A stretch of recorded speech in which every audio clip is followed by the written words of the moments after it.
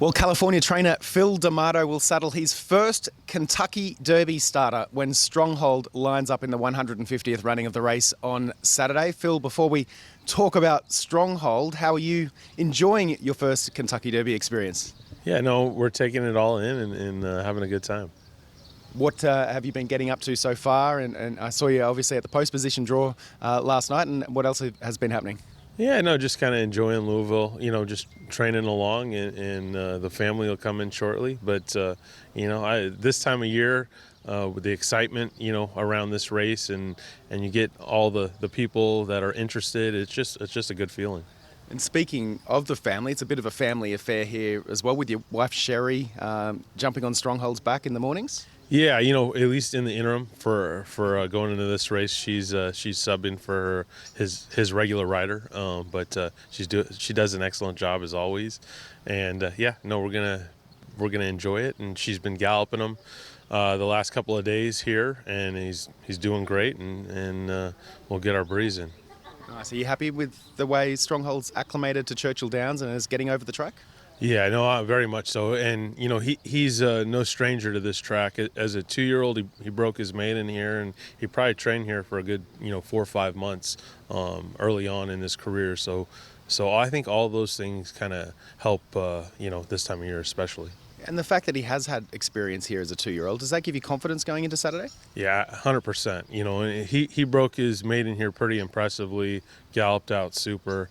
So those are all things you keep in the back of your mind, knowing that when you come here, he should be a horse that should kind of take to it like a duck to water. And this last weekend, at least galloping on it, he sure has.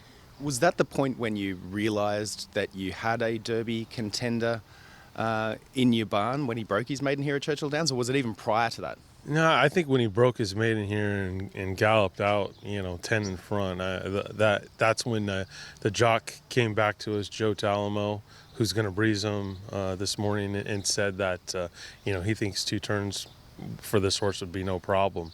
So we kind of gradually had a plan to stretch him out, and sure enough, when we got him to 2 turns, he's been unbeatable thus far. So his last 2 starts, his last 2 prep races, Sunland Derby to Santa Anita Derby, did you see a fair bit of progression between those 2 races?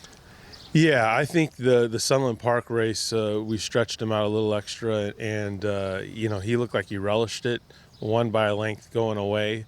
And then the Santa Anita Derby, I liked kind of how he showed a nice new dimension. He rated behind some horses, got dirt in his face, and was able to kind of come through a small hole at the top of the lane and prove best. So I thought all those things were, the traits you're going to need to win a big race like this. He looked extremely tenacious up the stretch at Santa Anita when winning that Derby. What else did you learn from that race heading into the Kentucky Derby that gives you confidence? No, I just think, like you said, his tenacity in terms of, coming through a small hole and getting the job done, just kind of is developing into a horse where you're kind of push button with him, in that he doesn't mind a little adversity, and he can overcome it. You never want to get ahead of yourself. Just being a part of this race is obviously magical, but do you let yourself sort of dream about what it might feel like to, hit the board or even potentially win? I'm kind of the, I'm just taking it one day at a time. I'm just focusing on my horse, getting him prepared the best I can one day at a time.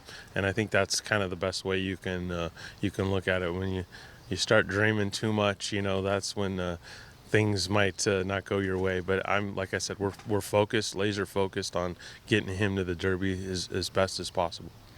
He's getting ready to breeze here on Sunday morning. What are you hoping to see out there on the track this morning? Yeah, just nothing super fancy, just very maintenance. I'm looking for like a 101. The track seems very fast, so maybe a 101 might turn into a minute, but just something very steady, and keep his base in him, and have him ready on Derby Day.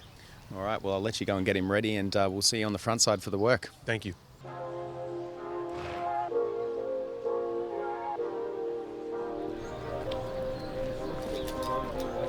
Thank you, buddy. I'm looking for like a 101. If you go a little faster because of the way the track is, that's fine. But, break your horse off pretty decent from the pole.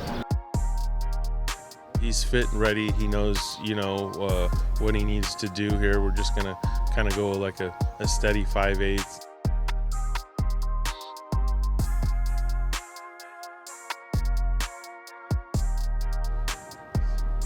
Perfect. 1 minute, 59 and 4 minute flat. That's ideal. Keep them locked and loaded.